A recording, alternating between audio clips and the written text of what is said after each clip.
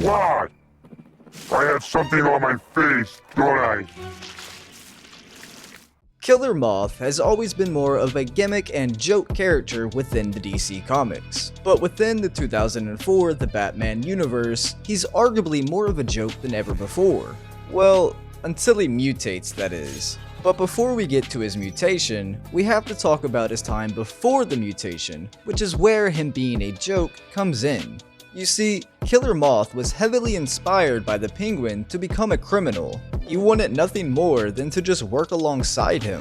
Killer Moth would eventually go on to make his own outfit as well as his own cocoon gun, but the gun never seemed to work, seeing as it always shot back onto him rather than his target.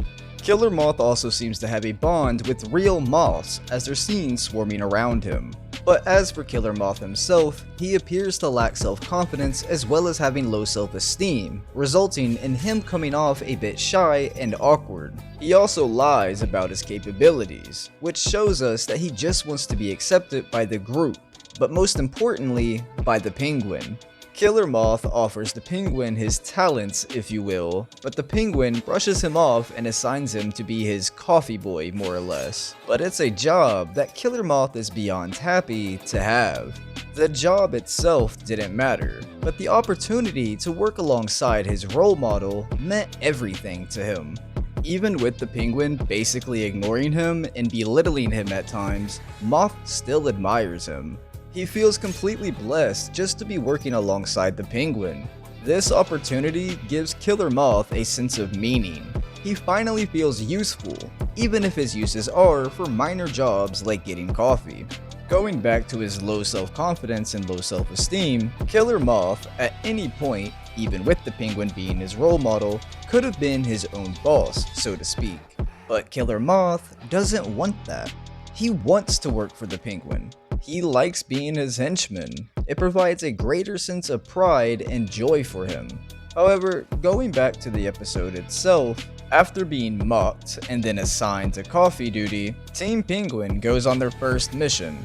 While on said mission, Batman and his team arrive at the scene, where a fight between both teams ensues. During this battle, Killer Moth's gun fails to work, and then he proceeds to get knocked down with one punch by Batgirl.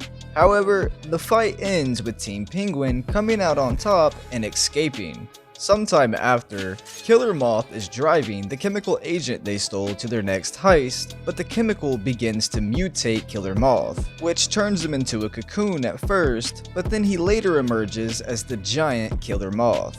This new Killer Moth still retained his personality, but now he has a greater sense of confidence due to his bulkier size. Killer Moth then yells at the rest of the team for disrespecting Penguin, all while saying that he's their boss and they'll do what he says, which again goes back to Killer Moth actually wanting to work for the Penguin rather than being a boss of his own.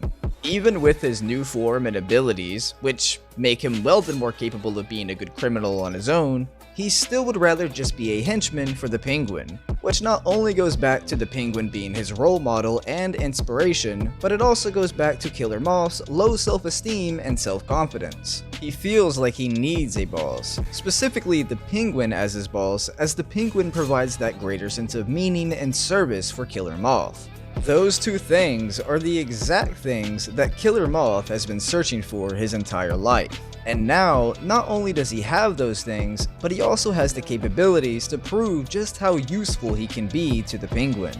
But going back to the episode for a second, Team Batman arrives at the scene and a battle ensues. Killer Moth flies the Penguin up, and using his acid, he burns a hole in the wall to gain access to Robert Howard's building. They eventually reach the vault and retrieve the ruby-encrusted Penguin. However, as they're flying off, Batman pulls the Penguin off of Moth, and Killer Moth directs his focus onto Batgirl and Robin. The two sidekicks then work together, with Robin jumping on Killer Moth's back and redirecting him to crash on the roof where the Penguin is. And with that, Killer Moth, the Penguin, along with the rest of the crew, are now all defeated.